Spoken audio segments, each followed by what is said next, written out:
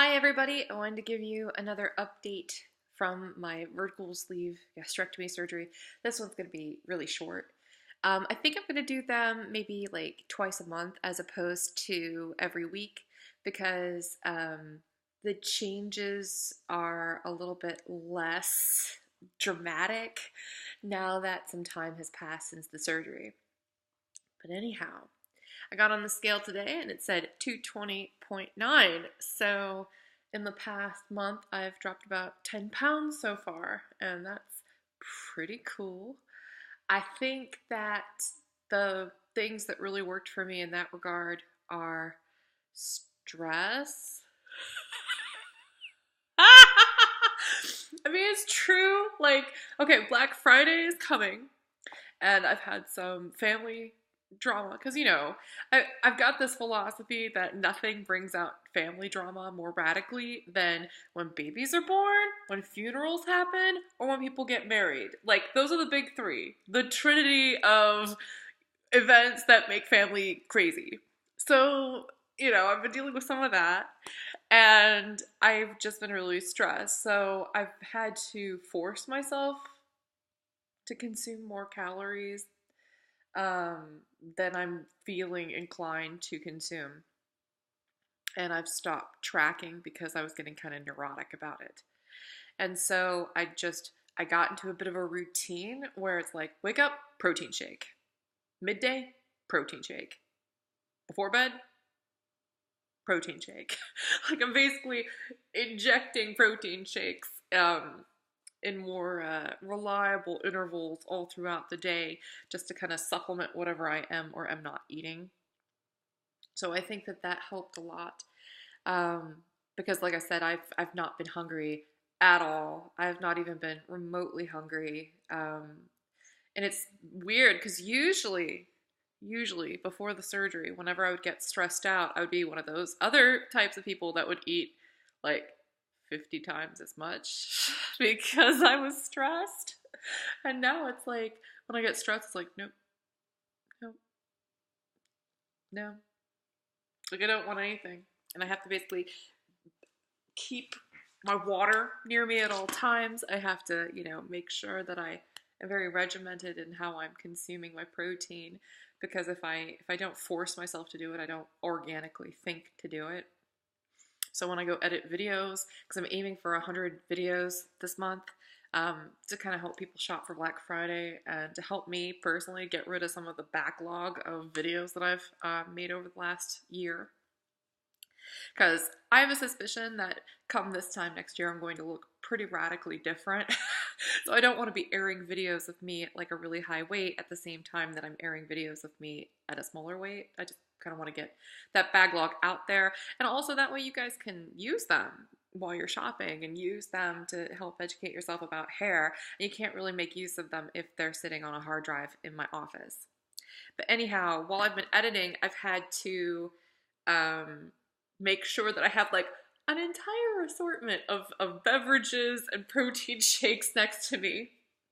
And in fact, I've lost weight so quickly, you guys want to do that.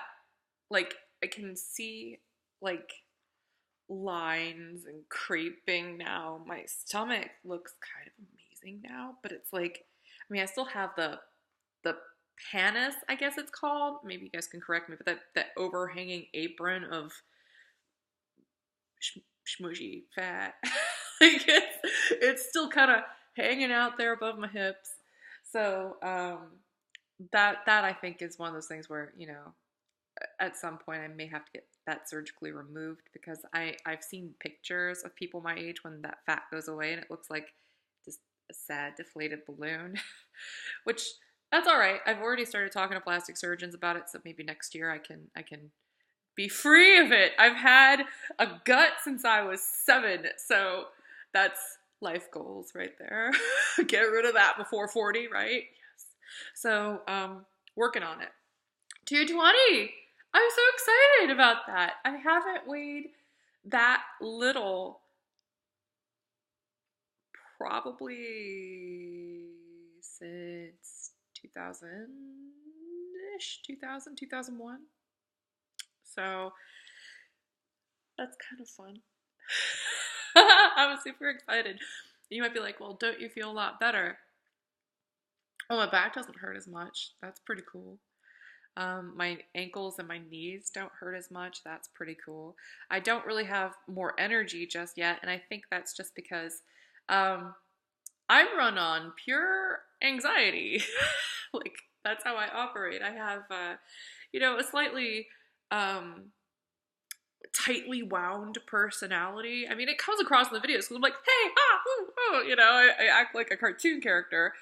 Um, and I am generally that excitable in person. Like, if a balloon pops, I go, Gah! It's comedically overdone probably, but I can't help it. And so, I'm just really tightly wound.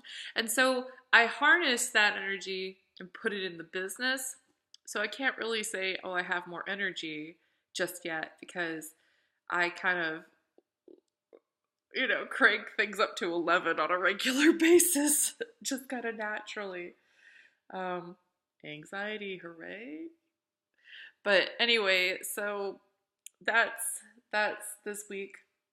I'll keep you posted. Hair loss is still pretty cray. I mean, but it's been bad, and you'll see that in some of the videos that I'm launching. Like, I don't really care anymore about my hair loss. I know that sounds really weird, but that should give a lot of you hope, especially if you're still really upset about it. Because, like, I've been losing my hair for a really long time. Like, 17 was when I started losing my hair. And so you kind of make peace with it after a while. And it helps a lot that I'm with Nigel and that he just doesn't care either. He watches all of my wig videos and he'll send me like little notes. Oh, I really like that one. I hope you kept it. That sort of thing.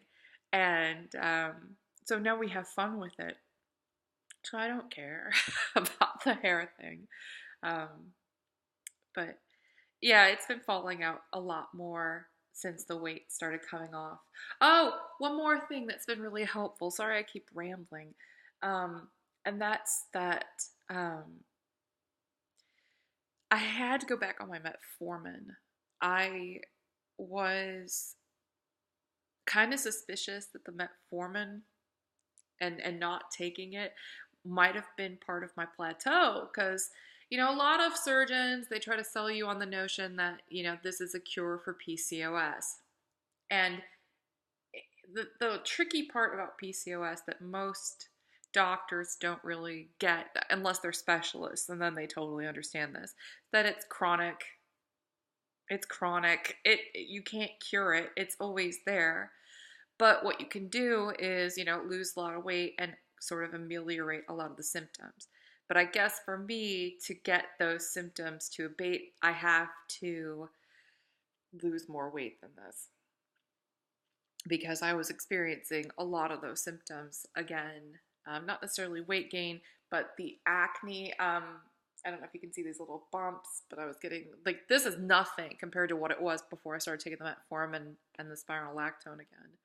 And I wasn't taking them right after surgery because the pills are huge. They're really big pills. So even though they're time release, like they were just too much for me to take with my sleeve right out of surgery. So, and the thing with metformin especially is you cannot just start taking the full dosage right off the bat. You sort of have to work your way up to it over the course of several weeks. And I was on a huge dose before surgery. I was on 2,000 milligrams a day.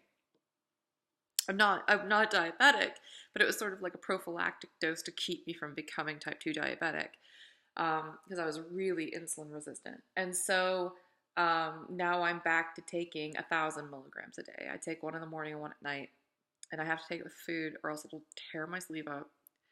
But yeah, no, I had to wait several weeks before I could start taking it again. And wouldn't you know, as soon as I started taking the metformin again, the weight started coming right off.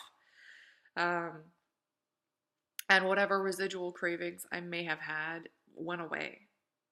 So that is pretty powerful, I think. So I know a lot of people don't like metformin. It causes a lot of gastrointestinal issues.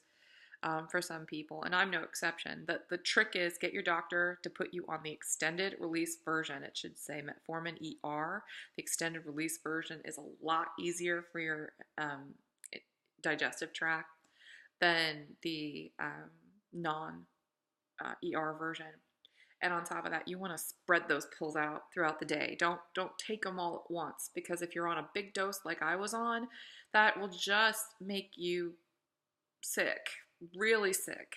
So you have to gradually wean yourself up to a certain dose, and you have to really time it well. And I found this out over years of taking metformin, because I've been taking it since 2007. And almost at that really high prophylactic dose that entire time. So you really have to work your way up to it, or else it makes you very ill. And that's what turns people off from metformin. They stop taking it because it makes them sick. But I can tell you from lots of personal experience that you just need to keep taking it until the sickness goes away, and it does. And if you need to talk to your doctor about ways to strategize taking it so that it doesn't hurt your stomach, then do that before you stop taking it cold turkey. Because like in my case, I basically have proven to myself that insulin resistance was the biggest issue for me, and why the weight wasn't just coming off, because I wasn't eating anything. I'm still not really eating much. I'm getting like about 700 to 900 calories a day. And so it made no sense why the weight wasn't coming off, especially if I was, strength training and stuff. And then, because I'm insulin resistant. The body is baffling. So that's it. That's this update. Down to 220. My goal was to get around 200 by my wedding, and I've got about a month, a little bit less than a month. It's on the 9th. Of December. It's the 14th of November now, so we'll see how it goes. But I'm pretty excited. So, alrighty. I'll talk to you again later. Bye-bye.